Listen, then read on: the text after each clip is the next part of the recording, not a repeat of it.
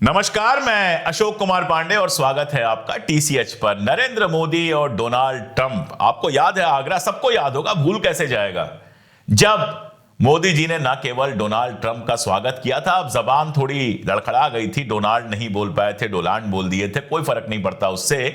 लेकिन असली बात थी अब की बार ट्रंप सरकार का नारा, और उसके बाद यह दावा कि ट्रंप हमारे भी दोस्त हैं और दुनिया के भी दोस्त हैं।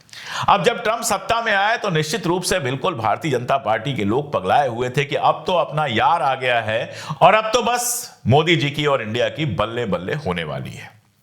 इसके पहले कई खेल हो चुके थे और बड़े इंपॉर्टेंट खेल हो चुके थे। पहला खेल तो यह हुआ था कि एक केस फंस गया था जिसमें कहा यह गया था कि अमेरिका में रहने वाला एक जो सिख अलगाववादी खालिस्तानी नेता है उसको मारने के लिए भारत सरकार ने बाकायदा हायर वहां पे किया था एक लोकल बंदे को। अब वो लोकल बंदा उन्हीं का एजेंट निकला, अमेरिका का एजेंट निकला, सारी बात खुल गई और उसमें कई सारे अरेस्ट वारंट जारी हुए। एक आदमी तो गिरफ्तार भी है। दूसरे विकास यादव की बहुत चर्चा हुई और कहा गया कि ये भारत की आईबी के लिए काम करता है। अब उसको लेके मामला अभी चल ही रहा था कि अडानी साहब के खिलाफ एक मामला आ गया, और अडानी साहब के खिलाफ जो मामला आया वो बड़ा मामला है। उसमें सीधे सीधे अरेस्ट वारंट जारी हो गया है। हालांकि वहां के एक रिपब्लिकन सांसद ने अडानी जी का समर्थन किया है, लेकिन उसका कोई खास मतलब नहीं है। वो खुद कई मामलों में फंसे हुए हैं। केस तो पूरा का पूरा चलता रहेगा, और उसमें बड़ी बात यह हुई कि जितने केस थे अडानी जी के खिलाफ सबको क्लब करके एक सिंगल केस बना दिया गया, यानी वो केस कायदे से चलेगा। वो जो सिख वाला मामला था वो भी इतना आसान मामला नहीं था। उसमें सीधे सीधे हमारे जो एनएसए हैं अजित डोवाल साहब, उनका भी नाम आया। इसके पहले कनाडा में यह सारा तमाशा हो चुका था। कनाडा में अब ट्रूडो सत्ता से जा चुके हैं, लेकिन नई जो सत्ता आएगी वो क्या करेगी ये देखने वाला मामला होगा। ये सब तो पहले ही हो चुका था। ट्रंप के आने के 20 जनवरी को ट्रंप को आना है। मोदी जी इधर डबल पींगे बढ़ा रहे थे। दुनिया में डंका बजने की बात हमेशा करते रहते हैं, तो 2 पींगे एक साथ बढ़ा रहे थे। एक पींग अमेरिका की तरफ तो थी ही, दूसरी पींग जो है वो रशिया और चाइना की तरफ बढ़ाते हुए नजर आए। ब्रिक्स जो पूरा का पूरा है वो एक तरह से आप कह लीजिए कि अमेरिका के समानांतर, अमेरिका के पैरेलल एक नया ऑर्गेनाइजेशन बनाने का मामला है, एक नई विश्व व्यवस्था बनाने का मामला है। और उसमें जो सबसे बड़ा मामला आया वो ये आया कि अमेरिका की दुनिया भर में तूती इसलिए बजती है कि दुनिया भर में जो व्यापार होता है वो डॉलर के टर्म्स में होता है, और पुतिन ने प्रपोज किया था कि स्थानीय मुद्राएं जो लोकल करेंसी है, यानी रुपया हो गया, रूबल हो गया, चाइना का युआन हो गया, इन सब में, जैसे चाइना से करना है तो युआन में कीजिए, चाइना को इंडिया से करना है तो रुपए में कर सकता है। तो अमेरिकन डॉलर को किनारे करके लोकल मुद्राओं की बात हुई थी, और मोदी जी ने बहुत बढ़ चढ़ के उसमें हिस्सा लिया था। बाकायदा बयान दिया था कि लोकल मुद्राओं में होना चाहिए सारा का सारा व्यापार। यह बात है 23 अक्टूबर 2024 की, ज्यादा पुरानी नहीं है। ट्रंप ने चुनाव जीतने के बाद पहला काम किया कि धमकी यह दी कि अगर ब्रिक्स कंट्रीज अमेरिकन डॉलर को कमजोर करने की कोशिश करेंगे तो उनके ऊपर 100% टैरिफ लगाया जाएगा। और उसके तुरंत बाद 6 जनवरी 2025 को मोदी जी ने अस्वीकार कर दिया, कहा नहीं भाई, हम तो अमेरिका में ही सारा ट्रेड करेंगे, अमेरिकन डॉलर में ही सारा ट्रेड करेंगे, ब्रिक्स की करेंसी में हम ट्रेड नहीं करेंगे। तो जिस दोस्त से उम्मीद थी कि प्यार से पुचकारेगा, उस दोस्त ने एक बार हड़काया और मोदी जी पीछे हट गए। इसके अलावा भी अमेरिका में बहुत सारा ऐसा खेल चल रहा है जिससे लगता है कि ट्रंप या अमेरिकन प्रशासन मोदी जी के लगभग पीछे पड़ा हुआ है।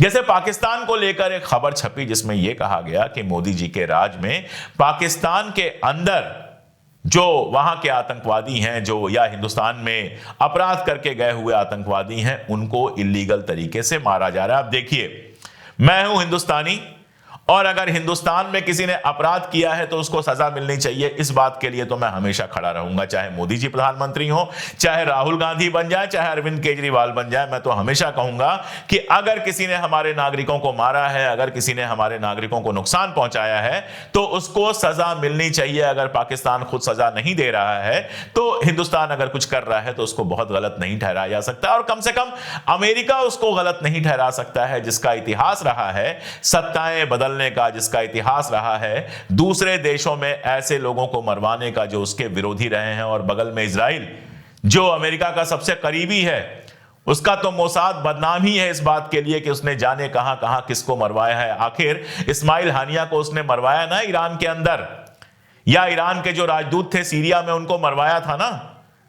लेकिन मामला ये नहीं है, दुनिया भर में ये सब होता रहता है, इस पर कोई ध्यान नहीं देता है। हर कंट्री ये काम करती है, कोई एक्सेप्ट नहीं करता है। मामला ये है कि ऐसा लगता है कि ट्रंप मोदी जी का पर काटने की कोशिश कर रहे हैं। ऐसा लगता है कि जिस समय ट्रंप राष्ट्रपति पद से हटता है, उसके बाद मोदी जी का जो व्यवहार था ट्रंप के लिए, मोदी जी गए हुए थे अमेरिका, ट्रंप ने घोषणा की कि मोदी मुझसे मिलेंगे, और मोदी जी बिना मिले लौट आए थे। ऐसे ही इजराइल का जो प्रधानमंत्री नेतन्याहू है, उसने भी इस तरह के खेल किए थे। आपको ट्रंप इजराइल के समर्थन में जरूर लग रहा होगा, लेकिन नेतन्याहू के समर्थन में बहुत नहीं दिखाई दे रहा है। कल उसने ट्रुथ पर जिस तरह का, कल या परसों उसने ट्रुथ पर जिस तरह का वीडियो शेयर किया था, जिसमें एक इकोनॉमिक्स जो है जेफरी सैक्स, वो गालियां दे रहे हैं बाकायदा नेतन्याहू को, उससे समझ में आता है कि वो अच्छी तरह से इस बात को याद रखे हुए है कि जब सत्ता में नहीं था तो नेतन्याहू ने उसके साथ क्या व्यवहार किया। खैर, बात करते हैं इंडिया की। तो ऐसा लगता है कि ट्रंप की गुड बुक में मोदी जी अब नहीं रह गए। आमंत्रण वाला मामला तो है ही, वो आप लोग जानते ही हैं। शपथ ग्रहण होना है 20 जनवरी को, अब तो हफ्ते 10 दिन रह गए हैं। चाइना को शपथ ग्रहण का इनविटेशन दिया ट्रंप ने, लेकिन हमारे मोदी जी को नहीं दिया गया। जयशंकर जी काफी टाइम तक 4-5 दिन अमेरिका में रह के आए, तो सुब्रमण्यम स्वामी ने यह कहा कि अपने वेटर को भेजा हुआ है मोदी ने इस बात के लिए कि वहां से इनविटेशन लेकर आए। अब देखिए, ये सब बहुत बड़ी बड़ी बातें हैं, मेरे पास तो खबर आती नहीं, ना मेरी जयशंकर जी से बात होती है, ना अमेरिका से बात होती है।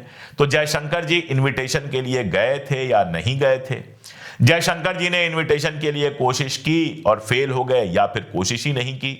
ये सब मैं नहीं जानता और इस विवाद में मैं पढ़ना भी नहीं चाहता। हमारे देश के विदेश मंत्री हैं, अगर वहां गए थे तो निश्चित रूप से होगा कुछ ना कुछ काम।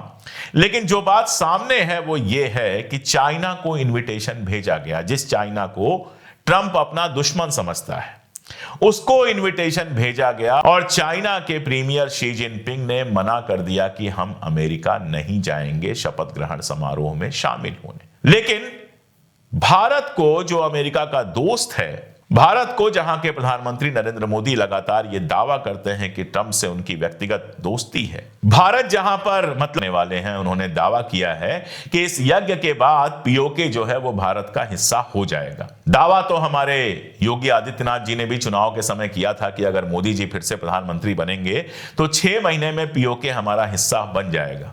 लेकिन यज्ञ वाला दावा मुझे ज्यादा विश्वसनीय लग रहा है। मैं तो चाहता हूं, मैं उसमें कुछ चंदा देने को भी तैयार हूं, मैं चाहता हूं कि जल्दी से जल्दी यज्ञ हो, पीओके हमारा हिस्सा बन जाए, ताकि उसमें बड़ी खूबसूरत खूबसूरत जगह हैं, गिलगिट है, बाल्टिस्तान है, मुजफ्फराबाद है, ये सारी जगह मैं जरा घूमना चाहता हूं, नीलम नदी के उस पार जाकर जरा देखना चाहता हूं। तो जब भारत का हिस्सा बन जाएगा तो फिर हमको किसी भी तरह के पासपोर्ट वीजा की जरूरत नहीं पड़ेगी। अब तो ट्रेन भी चली गई है, ट्रेन से जाएंगे, फिर बस से जाएंगे और आराम से घूम के कश्मीर आ जाएंगे। खैर, ये तो थोड़ी सी अलग सी बात हो गई। भारत में यज्ञ किए गए थे ट्रंप साहब को राष्ट्रपति बनाने के लिए। इतने और यज्ञ किसने किए थे? कांग्रेस ने तो किए नहीं थे, कम्युनिस्ट पार्टी ने किए नहीं थे, अखिलेश जी ने किए नहीं थे, लालू जी ने किए नहीं थे, भारतीय जनता पार्टी के ही समर्थकों ने किए थे, मोदी जी के समर्थकों ने किए थे। यहां पे मोदी, वहां पे ट्रंप, यही चाहते थे। और उसके बावजूद ट्रंप ने आने के बाद मोदी के लिए किसी भी तरह का कोई ऐसा बयान नहीं दिया है जिससे यह लगे कि कोई अलग से महत्व देने वाला है। आप देखिए, पूरा जो उसका एजेंडा है, कनाडा को धमका रहा है कि कनाडा को अमेरिका का हिस्सा बन जाना चाहिए। डेनमार्क का हिस्सा है ग्रीनलैंड, है तो अमेरिका के पास, लेकिन डेनमार्क की उस पर मिल्कियत है, वो डेनमार्क से छीनने की बात कर रहा है। पनामा नहर का नाम बदलने की बात कर रहा है।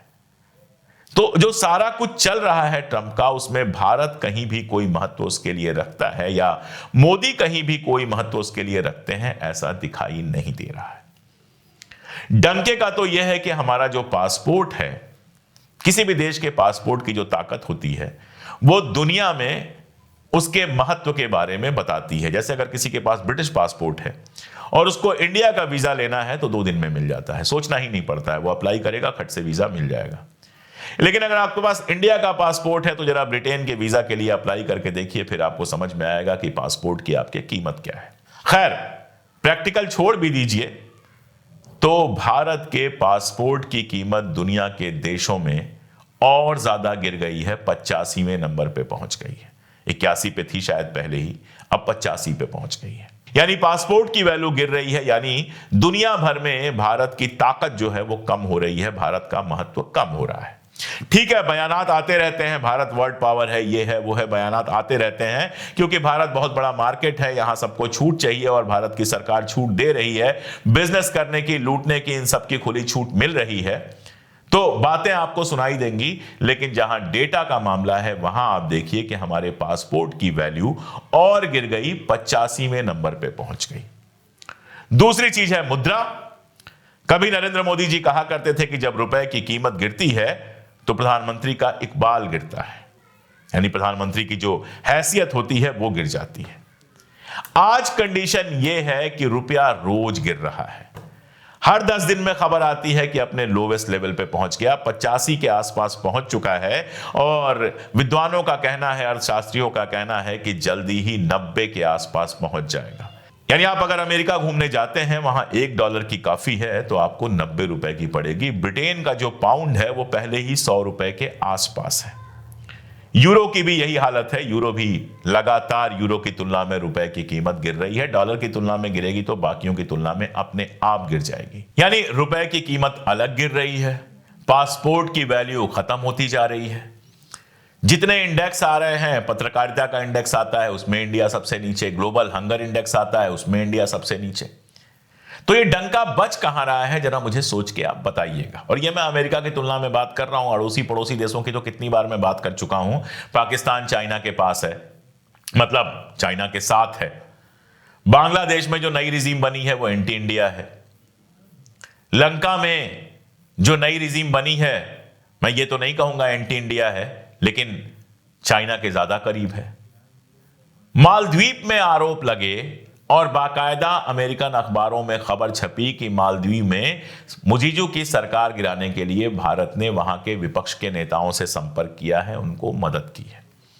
यह सच भी हो सकता है, यह झूठ भी हो सकता है। दुनिया भर में यह सब चलता है, यह नया नहीं है। अमेरिका लगा रहा लेबनान में नया राष्ट्रपति चुनने के लिए कि उसकी पसंद का राष्ट्रपति बन जाए। अमेरिका ऐसी हरकतें रोज करता है कि अपने पिट्ठुओं को बिठाने की कोशिश करता है। लेकिन भारत को बदनाम करने के लिए, मोदी सरकार को बदनाम करने के लिए अगर ऐसी खबर अमेरिका के अखबारों में लगातार छप रही है, अगर पासपोर्ट की वैल्यू गिर रही है, अगर रुपए की वैल्यू गिर रही है, अगर इनविटेशन तक नहीं भेजा जा रहा है नरेंद्र मोदी को, तो आप समझ सकते हैं कि जिस डंके के बजने की बात चल रही है वो डंका दरअसल फट रहा है। आप जाते हैं ब्रिक्स के सम्मेलन में, बड़े शान से कहते हैं कि स्थानीय मुद्राओं में, लोकल करेंसीज में व्यापार करेगा भारत।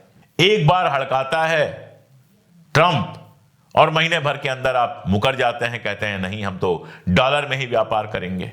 इनविटेशन आता नहीं है, पासपोर्ट की वैल्यू मैंने बताया गिर रही है, रुपए की वैल्यू मैंने बताया गिर रही है, और आपके खिलाफ, भारत सरकार के खिलाफ स्पॉन्सर्ड लगातार खबरें छप रही हैं अमेरिका के अखबारों में।